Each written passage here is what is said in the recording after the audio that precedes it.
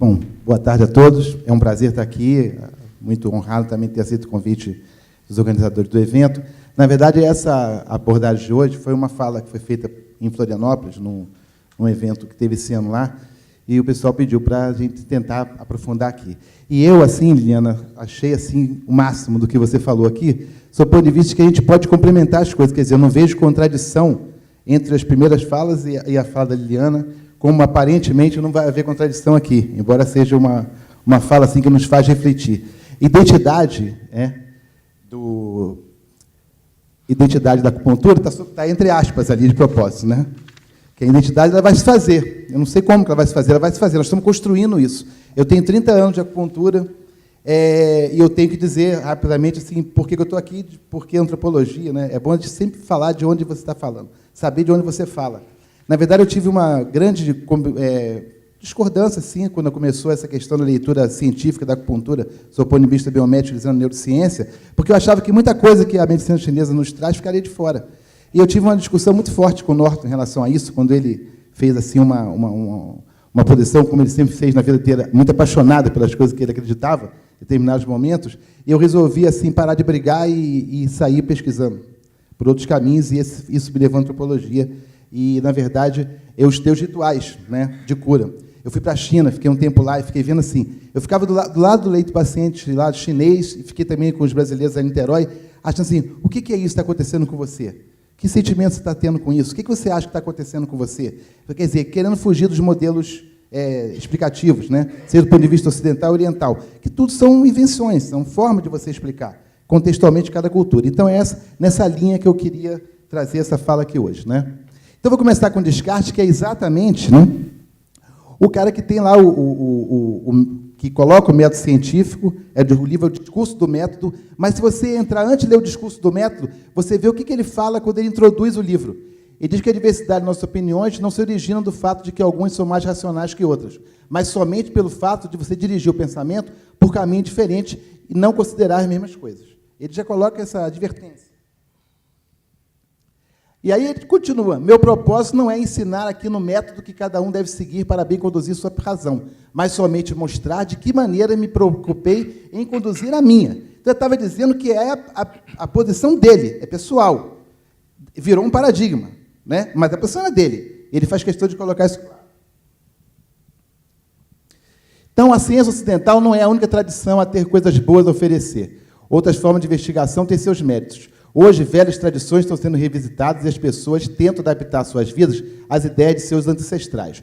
Médicos, antropólogos, ambientalistas estão começando a adaptar seus procedimentos aos valores das pessoas que, supõe-se, devam aconselhar. Muito interessante a colocação inicial do Dantas, quando ele coloca como que a questão da eficácia do resultado depende do ponto de vista de quem está olhando. Cada um vai privilegiar uma coisa. Então, vamos olhar o sujeito. Vamos olhar as pessoas, que aqui nosso objetivo maior é cuidar de gente, né? Não há nenhuma ideia, por mais antiga e absurda, que não seja capaz de aperfeiçoar nosso conhecimento. Toda a história do pensamento é absorvida na ciência e utilizada para o aperfeiçoamento de cada teoria. E nem se rejeita a interferência política. Talvez ela seja necessária para superar o chauvinismo da ciência, que resiste a alternativas ao status quo. Chauvinista é aquela posição assim mais assim, acalorada, né, grosseira, quando você quer definir, achando que aquela forma é só sua de pensar. Paul Feyerabend, ele é um austríaco, nasceu em 1938, morreu na década de 60, ele é um filósofo, ele estudou filosofia da ciência, ele deu aula nos Estados Unidos, no Canadá, em vários países do mundo, e ele foi orientando de Popper, junto com Lakatos, que é uma outra figura bem conhecida no meio científico. E eles tinham uma discussão. O Lakatos escrevia a favor do método científico e o Feyerabend escrevia contra o método. E a ideia era eles publicarem tudo no final. Infelizmente, o Lakatos morre, não publica a favor do método, mas o Feyerabend vai e publica contra o método, um livro que deu uma confusão danada, porque ele, de uma certa forma, ele não critica, mas ele faz várias observações a respeito da fidelidade do método científico e acabou sendo, de uma certa forma, muito massacrado na época, cientificamente falando, mas ele manteve seus pontos de vista e, de uns anos para cá, vem sido assim reanimado, né, por alguns outros pesquisadores que pegaram esse autor, inclusive eu, para tentar recolocar a discussão, de alguma maneira. Então, teorias são abandonadas e substituídas por explicações que estão muito mais de acordo com a moda, muito antes de terem tido a oportunidade de mostrar suas virtudes. Isso é uma questão aí da cultura, né, contemporânea, não é só da medicina. Aí eu peguei essa Levi-Strauss, que coloca isso num livro muito interessante, né, que ele coloca assim, ó, o voodoo tem uma base material firme, embora ainda não suficientemente compreendida, e um estudo de suas manifestações pode ser empregado para enriquecer e talvez mesmo revisar nosso conhecimento de fisiologia. No Estudo da Medicina Chinesa, eu trago o Feyerabend de novo e diz o seguinte, ó, o Feyerabend ele usa no Control Método a medicina chinesa como exemplo, como uma questão a ser comentada. Utiliza a ciência para afastar dela todos os elementos tradicionais. O chauvinismo científico triunfa. O que é compatível com a ciência deve-se viver. O que não é compatível, abandona-se, deve-se morrer. Ciência significa não apenas um método específico, mas todos os resultados que o método até então produziu. O que for incompatível com os resultados deve ser eliminado.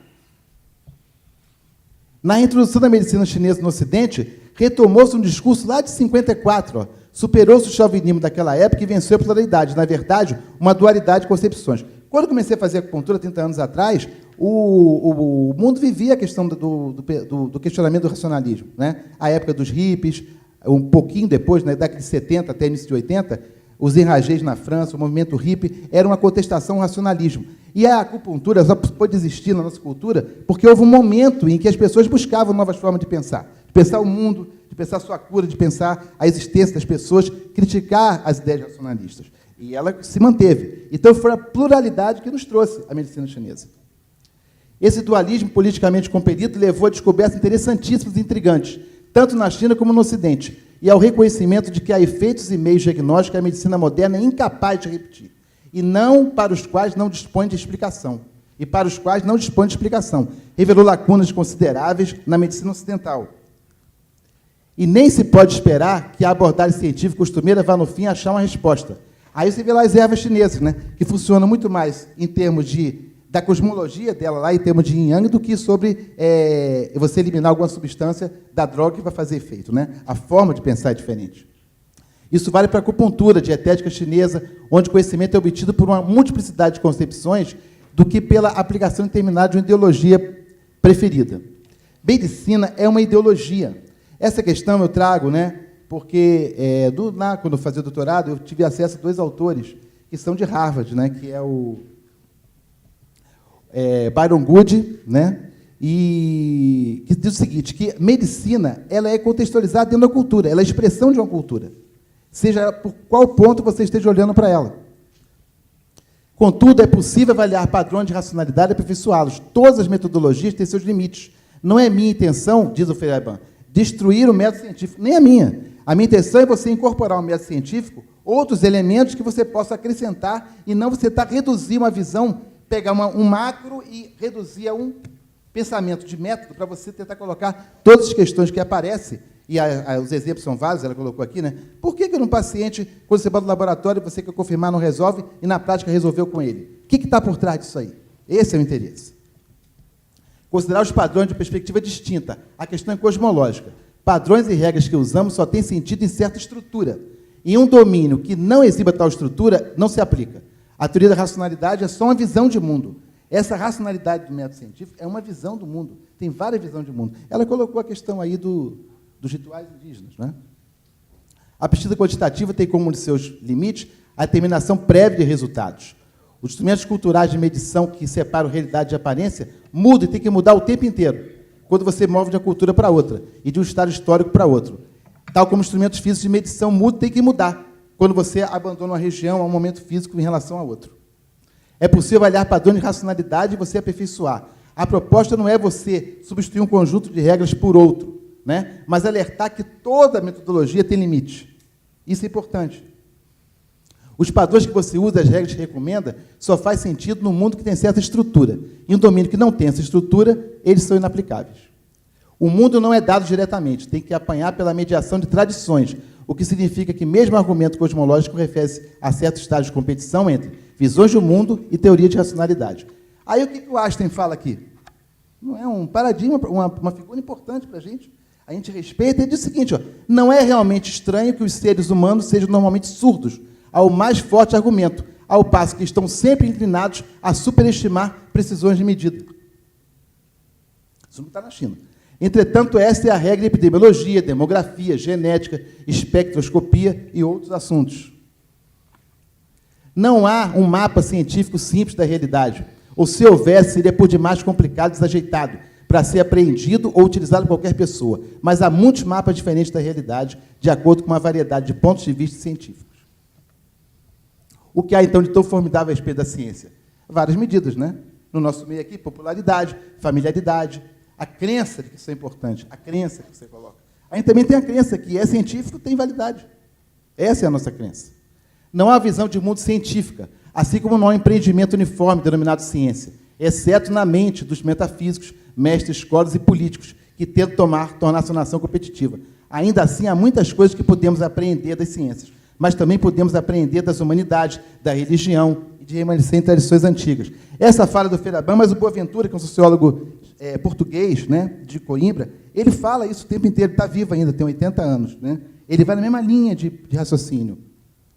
Há grandes áreas de conhecimento e ação nas quais empregamos procedimentos sem nenhuma ideia com relação à sua excelência comparativa. Um exemplo que o Feyerabend cita é a medicina, que, embora não sendo ciência, tem sido cada vez mais ligada à pesquisa científica. Há muitas modas e escolas na medicina, como também na psicologia. Disso decorre, primeiro, que a ideia de uma comparação de medicina ocidental com outros procedimentos médicos não faz o menor sentido.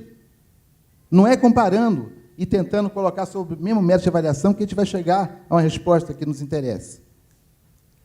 Aí eu estou usando agora o François Julien, que é um filósofo, e ele é um sinólogo, ele morou na China, viveu na China, ele está vivo ainda, é de Paris 6, dá aula na Universidade de Paris, e ele fala a língua chinesa, viveu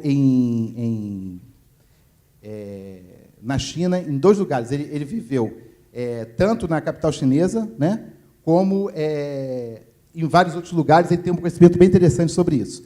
Então, ele fala o seguinte, que cientista é escultor da realidade, depende do material que dispõe. Ele coloca o seguinte, ó, que o modelo, no plano teórico, do seu ponto de vista ocidental, você estabelece o modelo e aplica uma prática querendo um resultado pré-determinado. Quando as fidelidades entram nos fatos, depois você faz a vontade para impor a realidade, e aí você tenta provar o que você faz. É isso que se faz nos trabalhos científicos, né? Tudo isso vai sendo colocado. Eu estou correndo, que eu fiz uma fala para meia hora, e estou com 20 minutos, faltam 6.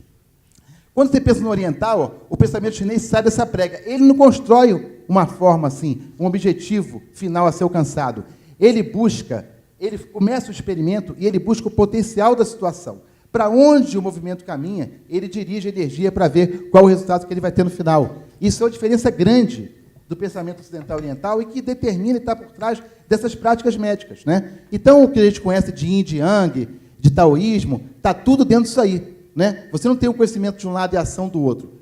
Todo mundo é objeto de especulação. Né? O potencial da situação é que interessa para ver onde a coisa vai correr. Por isso que são desarmonias e não são patologias quando a gente trabalha nesse ponto de vista. Né? Então, você precisa deixar atuar. Você não predetermina o curso do acontecimento.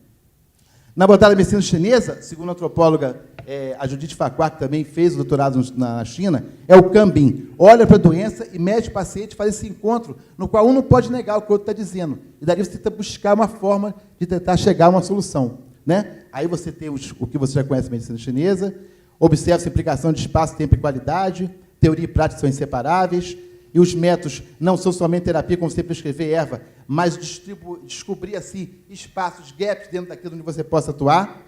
As explicações viáveis para ser científico são explicações históricas. Os pontos de vista diferentes de cientistas, especialmente os pontos de vista a respeito de assuntos básicos, são com frequência tão diferentes uns dos outros como são as ideologias de diferentes culturas.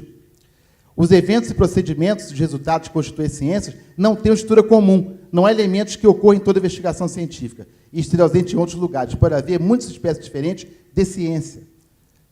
Então, você deve quantificar o comportamento humano e argumentos sem substância. Você tem que tentar, até a física já abriu mão disso, da mecânica celeste. Você não deve tentar quantificar os eventos. A tecnologia chinesa, por longo tempo, não teve nenhuma fundamentação científica ocidental, e, contudo, estava muito mais adiantado que a nossa tecnologia ocidental contemporânea. São inventores de muitas coisas, inclusive a pólvora. Né? A ciência ocidental reina suprema por todo o globo, não por discernimento de sua racionalidade inerente, mas pelo uso do poder. Premissas. O diagnóstico deve ser feito em função da classificação em detrimento do sujeito. Se o Ocidente faz isso, a biomedicina faz isso. Acredita na objetividade da ciência, estreita o campo de observação. O modelo biomédico faz isso, né? Através de líderes culturais, alguém que promove a cultura, né? E faz a questão do que deve ser mais importante considerado, você cria o fato a ser conceituado e definido, né? E toda a cultura que tem um sujeito, que visa o sujeito, se concentra nos seres humanos, que prefere o conhecimento pessoal em relações abstratos como ti, ou estatística de eficiência, dirá que o conhecimento é qualitativo, interpretará leis quantitativas como expedientes contabilísticos, não como elementos de racionalidade. Estou terminando. O que eu quero dizer? Eu quero dizer o seguinte, que nessa questão não é você subverter o método científico, mas abrir esse leque da experiência para você inserir novos elementos onde você possa colocar coisas que possam ser avaliadas no final e que escapem do modelo previamente estabelecido quando você submete qualquer trabalho científico ao método que você, de antemão, queira procurar resultados, utilizando, inclusive, todo o arsenal de pesquisa que se dispõe para avaliar o nosso modelo. Essa é a questão. Então, o que legitima é o que funciona. Não é estranho que os pacientes se sintam melhores e, quando você tenta provar estatisticamente, isso não aconteça.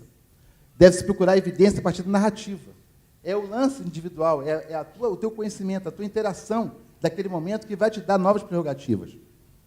Colocar o conhecimento científico contra outra modalidade de conhecer. E não o contrário, pegar outra modalidade de conhecer e submeter ao conhecimento científico. Só podemos aí ver o que a realidade vai nos mostrar, né?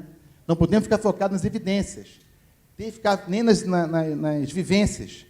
É na prática. A gente tem que criar o método que os problemas sejam mais visualizados, não é? Tem que haver espaço para você improvisar. Então, para não ficar aqui, antropólogo é igual aquela coisa do cilada, né? Quando bota o antropólogo, ele fala, alguém corta, tirou o antropólogo. É uma fala que não chega em lugar nenhum. Não é essa a ideia. A ideia é assim, eu fiz antropologia para associar a medicina, e a gente tem avançado bastante na pesquisa sobre isso. Uma das hipóteses é você incluir hipóteses ad hoc na sua pesquisa. O que é? É você submeter a sua pesquisa a uma hipótese aparentemente estranha ao que você está vendo, como, por exemplo, pegar elementos da própria medicina chinesa, criar uma teoria para sustentar, para não deixar ela ficar falseada, e tentar provar. E aí utilizar esse universo pessoal, o campo, a experiência de vida das pessoas, a interferência das pessoas. O professor, mesmo no começo aqui, ele mostrou lá, o paciente tem uma expectativa, o médico tem outro, o avaliador tem outro. Nós temos o paciente, a expectativa dele deve ser atendida. E a gente tem que dar conta de como provar. E não tentar pegar a experiência dele e tentar não provar utilizando os métodos que nos são disponíveis a partir de outras construções metodológicas que não nos levam naquele lugar. Enxergamos só aquilo que queremos crer. Eu acho que é por aí. Muito obrigado, meu e-mail está disponível. Muito obrigado pela paciência.